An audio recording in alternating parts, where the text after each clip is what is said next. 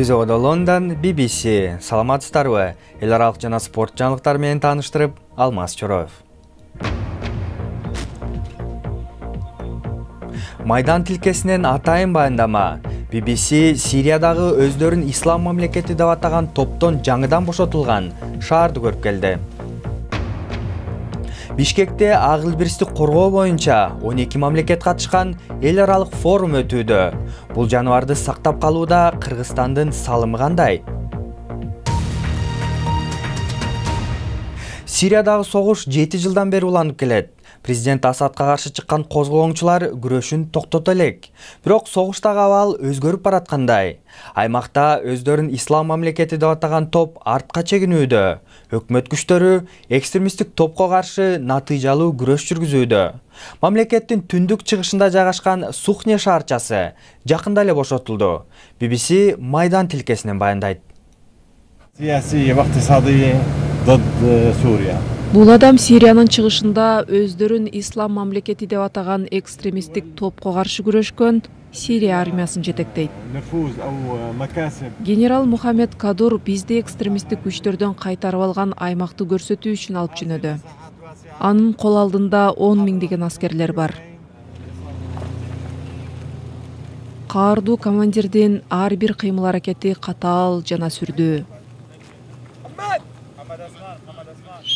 Ал 2011 жылы тынч демонстрацияларды баскан деп айыпталып, Европа биримдигинин кара тизмесине кирген. Ал эми генерал терроризмге гана каршы күрөшүп жатканын айтат. Бул жер азыр армиянын алдыңкы позициясы. Бир күн мурда эле бул аймакты ислам мамлекети согушкерлери көзөмөлдөп жаткан. Эми ал согушкерлер аркы четте турушат. Бул Зукнах аймагы. 3 жыл мурда өздөрүн ислам мамлекети деп атаган экстремисттик топ басып кирип келгенде, жергиликтүү тургундардын дээрлик баары үй жайын таштап качкан.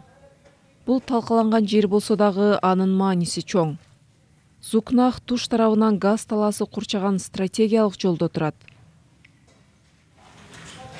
Жоокерлер бизди өздөрү аскер базасы деп атап алган жайга алып кирди. Аялдардын кийими чачылган жерде курал жаракка толгон жашиктер турат. Жоокерлер бизге экстремисттер бул жерде аялдарды кармашканын айтты. Сыртта талкаланган эски унааны жүргүзүүгө мүмкүн болду. Бул согуштан калган олжо. Ислам мамлекети экстремисттери буга бомба салып жардырмак. Бул унааны кайтарып алганыбызга сыймыктанабыз. Экстремисттик топ тартып алгандын баарын кайтарып алабыз, дейт бул жоокер. Түзөгөдө BBC эми күндүн башка жаңылыктарынын тизмеги. Кытайда Хату аттуу тайфундан улам 12 адам курман болуп, жүздөгөндөр жаракат алды. Гуандун провинциясындагы Жухай шаары эң көп жабыркаган аймактардын бири болду. Гонконг тайфундан сактануу сигналын эң жогорку тепкичке чыгарды. Макаода болсо дүкөндөр жабылып, иш токтоду. Бороондон улам өлкөдө суу ташкын болуп, айрым аймактарда электр жарыгы дагы өчтү. Кофи Аннан баш болгон эл аралык комиссия Мьянмадагы Рохинджа мусулман коомчулугун дүйнөдөгү эң көп жарандыгы жок азчылык деп тапты. Комиссия Мьянманын өкмөтүн өлкөдөгү мусулман азчылыктарына жарандык берүүгө чакырды. Андан тышкары Мьянманын армиясы Рохинджаларга каршы зордук зомбулугун улантса, алар экстремисттерге кошулуу коркунучу бар экенин маалымдалды. Индиянын жогорку соту адамдын жеке турмушунун купуялыгы Конституция кепилдеген негизги укуктарына кирет деп чечим чыгарды. Соттун өкүмү биометрикалык маалыматты чогултууга тоскоолдук жаратышы мүмкүн. Индия Адхар аттуу идентификациялык карта берүү үчүн биометрикалык маалыматты чогултуп жаткан. Башында маалымат ыктыярдуу түрдө берилсе, учурда аны тургундар милдеттүү түрдө тапшыруусу абзел. Швейцариянын түштүк чыгышында жер көчкү болуп, 8 киши дайынсыз жоголду. Кырсык болгон жерге жакын жашагандар аймактан чыгарылды. Бондо кыштагындагы жер көчкүнү көөлөрдүн бирөө тартып алууга жетишкен экен. Куткаруучулар дайынсыз жоголгондорду издеп жатат. Бишкекте агыл биристик коргоо боюнча 12 мамлекет катышкан эл аралык форум өтүп жатат. Жыйындын алдында Кыргызстан айтылган жапайы жаныбарга аңчылык кылгандарга салынган айыппул 500 миңден 1,5 миллион сомго көбөйгөнүн маалымдады.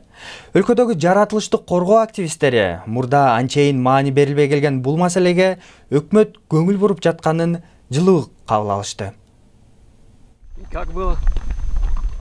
Акыркы 5 жылда Кыргызстанда ак илбирс изилдөөнүн жаңы ыкмалары жандана баштады.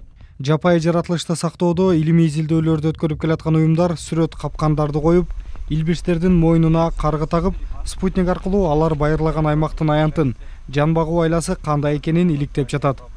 Биздин негизги жумуш илбирстерге ошейник салабыз. Жүргөн жерин, канча бийиктикте жеп аткан жандыктарын, эмне жандыктар жеп атат, анан бири-бири менен взаимосвязь. Ак илбирстерге аңчылык кылгандарга салынган айыппул 1,5 миллион сомго чейин көбөйтүлдү. Бул маалыматтар бүгүн Бишкекте башталган эл аралык форумда айтылды. Мындай иш-чарага ак илбирс байырлаган 12 өлкөнүн жетекчилери, донор уюмдардын лидерлери, ошондой эле илимий кызматкерлер катышууда. 96-жылы биринчи жолу ошо тоолорго барганда изилдегенде илбирсти бир айдын ичинде издеп жүрүп, бир эле изди көргөм. Эгерде саны көбөйсө, биз издерди көрбөйт элек азыр.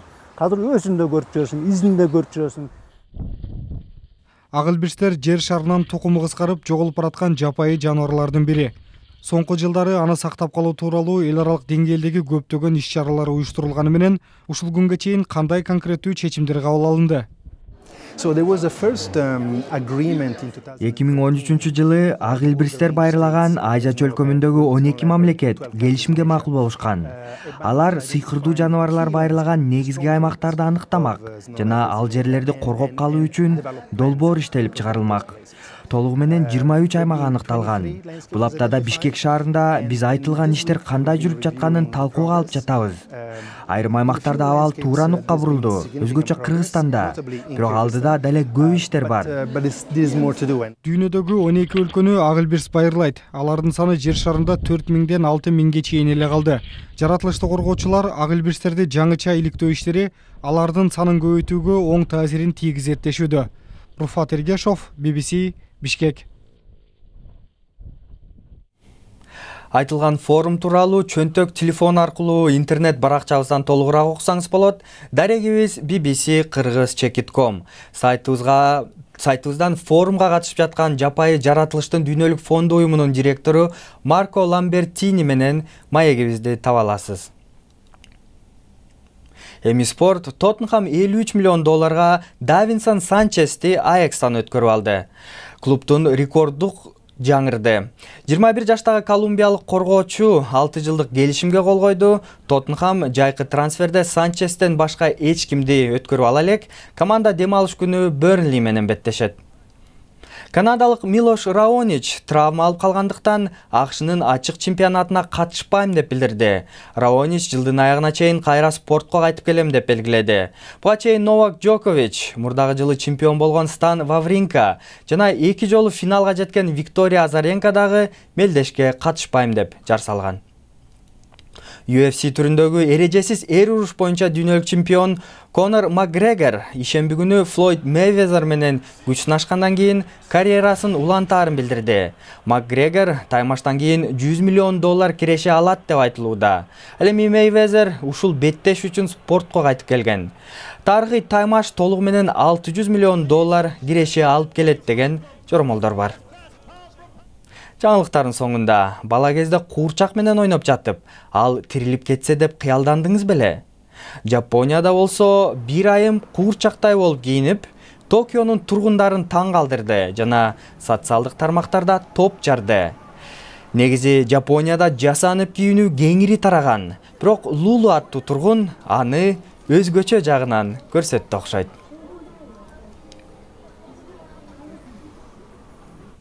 Бул жана башка жаңылыктарды биздин интернет сайтыбыздан таба аласыз. Дарегибиз bbc-kyrgyz.com. Сайтыбыздан жаңылыктарды окуп, радиобузду таба аласыз. Сиздер менен мен Алмаз Чороев болдум. Саламатта калыңыздар.